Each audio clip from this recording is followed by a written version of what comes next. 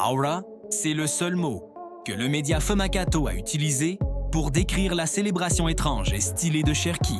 Fait intéressant, Haaland a ensuite célébré de la même manière. La Premier League a rendu le monde entier fou en affichant une véritable aura de champion sur la pelouse de l'Etihad. Avant même le coup d'envoi, il est très rare de voir dans ce championnat un match qui ressemble à une finale entre les deux meilleures équipes en fin de saison. Il y a 14 ans, lors d'un affrontement similaire entre Manchester City et Manchester United, Vincent Kompany avait déclaré une phrase restée célèbre. On avait l'impression que c'était le seul match de football au monde ce jour-là, et hier soir, c'était exactement cette sensation.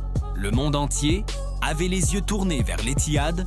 Avant le match, les supporters de City vendaient même des bouteilles d'eau, appelées l'arme d'Arsenal, un produit écoulé très rapidement. Ils avaient des raisons d'être confiants. Comme d'habitude, les Citizens sont en feu au mois d'avril, une période où ils font plier tous leurs adversaires. Arsenal, de son côté, n'a remporté qu'un seul de ses 4 derniers matchs, toutes compétitions confondues, et n'a plus gagné ici. Depuis 2015, la montée en puissance de City fait vaciller les leaders, mais malgré cela, les Gunners restent en tête, avec plus de confiance, grâce à 2 demi-finales consécutives en Ligue des Champions et une série de 5 matchs sans défaite contre City en Premier League. Avant ce match, impossible de détourner les yeux, même une seconde, et cela valait totalement l'attente. C'est le sentiment juste après le coup d'envoi. Si c'était un film, le réalisateur serait cruel, car les événements s'enchaînent sans arrêt. Et si c'est du sport, c'est à la fois l'essence de la Premier League et un rythme proche du basket. À la 4e minute, l'équipe visiteuse prend un gros risque en jouant des passes dans sa propre surface, sous le pressing de City. Heureusement pour Raya, il dégage à temps avant l'arrivée de Haaland. Et 1 minute plus tard, le poteau tremble. Le stade explose. Une combinaison entre O'Reilly, Haaland et Cherki aboutit à une frappe très dangereuse, déviée par Gabriel, qui fait trembler le cadre. Le ballon rebondit près de la ligne et Raya le capte. Difficile d'imaginer le rythme cardiaque des joueurs d'Arsenal à ce moment-là. Était-ce le sang-froid d'un leader capable de prendre 3 points à l'extérieur ou simplement un soulagement d'avoir évité un coup dur? Les hommes d'Arteta tentent de retrouver leur zone de confort dans cette saison. Corner, une série de corners dans les premières minutes, les aide à se calmer et à commencer à répondre. Bien sûr, ils font partie des meilleures équipes du monde. Dans cet exercice, à la 11e minute, Rice tente même une frappe directe depuis le corner, mais Donnarumma repousse du point et City ne tarde pas à répondre. Le but arrive à la 16e minute. L'équipe à domicile ouvre le score et on sent que c'est exactement ce qu'il fallait pour libérer toute l'énergie et la détermination des joueurs dans ce stade. Ryan Cherki, qui d'autre? L'un des joueurs les plus en forme du moment, avec une moyenne d'une passe décisive toutes les 138 minutes. Mais cette fois, il marque lui-même et avec une facilité déconcertante, il élimine Hincapié, Gabriel et même Rice avant de passer le ballon entre les jambes de Saliba. Un geste digne des anciens numéro 10. Le football qu'il admire, le football qu'il veut faire revivre. 1-0 pour Manchester City. Un chant des Beatles résonne dans les tribunes de l'Etihad. Depuis l'entrée des 2 équipes, le message est clair. Croire en soi, croire que personne ne peut mieux résoudre ses problèmes que soi-même. Manchester City joue avec cette conviction dès le début. La célébration froide de Cherki marque les esprits. Une vraie aura.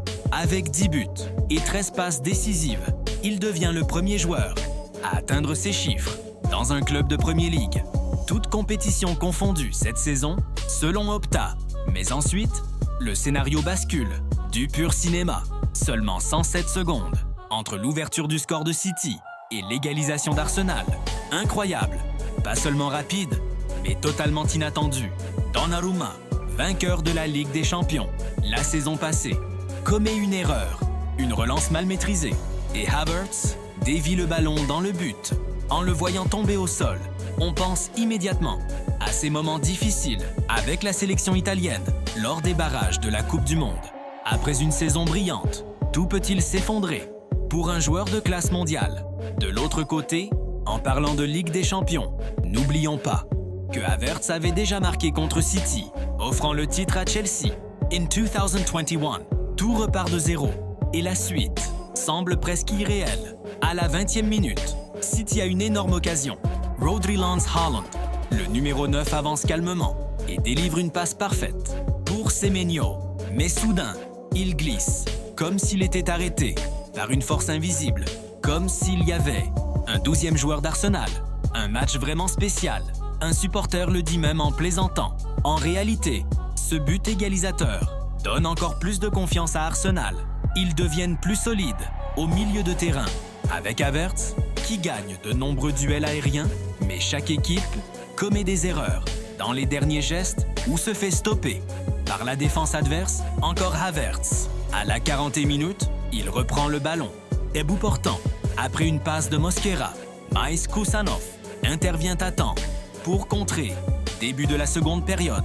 Et encore, les poteaux. Jusqu'à ce moment, ce sont eux, les forces les plus cruelles du match. Ils refusent les meilleures actions des deux équipes. À la 48e minute, une frappe de Kusanov déviée arrive sur Haaland, seul. Mais l'attaquant norvégien touche le poteau. Le ballon sort. À ce moment-là, City a absolument besoin d'un but. Et plus inquiétant encore, les occasions suivantes sont pour Arsenal, avec notamment un moment de rédemption pour Donnarumma. À la 70e minute, Arsenal part en contre-attaque. Très rapidement, supériorité numérique. Les supporters de City retiennent leur souffle. Havertz se retrouve face à Donnarumma. Mais non, cette fois, le gardien italien gagne son duel.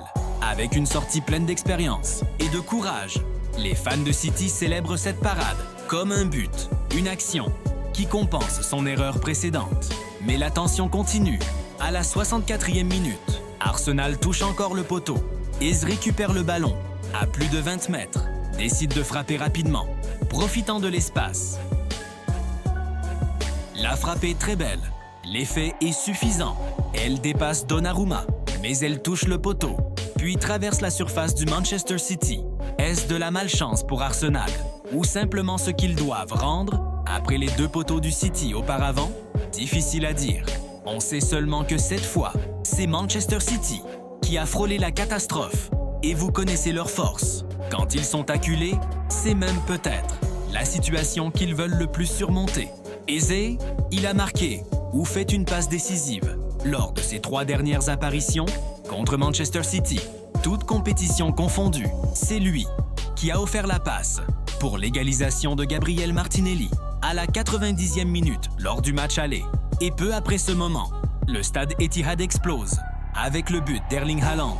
O'Reilly monte sur le côté gauche, entre dans la surface et reçoit le ballon de Doku après que ce dernier ait éliminé Mosquera. O'Reilly, qui avait déjà fait souffrir Arsenal en finale de Carabao Cup, réalise un très bon match. Il effectue un dribble impressionnant avant de passer le ballon en retrait. Le ballon passe devant Rodri, marqué par 2 joueurs d'Arsenal. Et ensuite, Haaland se détache de Gabriel et frappe à bout portant pour battre Raya. Qui peut encore critiquer les performances de Haaland dans les grands matchs qu'il a critiqués? Après le match contre Chelsea, il a clairement choisi son moment pour atteindre son meilleur niveau. Dans ce match décisif, il devient le 2e joueur à marquer lors de 4 matchs consécutifs contre l'Arsenal de Mikel Arteta en Premier League, après Diogo Jota entre septembre 2020 et mars 2022. Un coup dur pour les ambitions de l'équipe visiteuse. Le chant continue dans le stade. Haaland reprend la célébration de Cherki, comme en première mi-temps. 65e minute.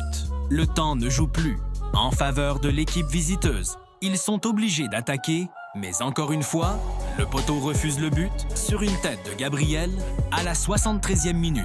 78e minute. Arsenal contre-attaque. Après un corner du City, Havertz court pour recevoir une longue passe de Leandro Trossard. Il se retrouve face à Donnarumma. Maïs Bernardo Silva court derrière et enlève le ballon dans ses pieds, malgré le désavantage physique. Un moment important du joueur capitaine lors de sa dernière saison avec Manchester City. 7 minutes de temps additionnel. Arsenal a encore de l'espoir. Ils ont des occasions, mais à la 95e minute, la tête de Havertz passe à côté.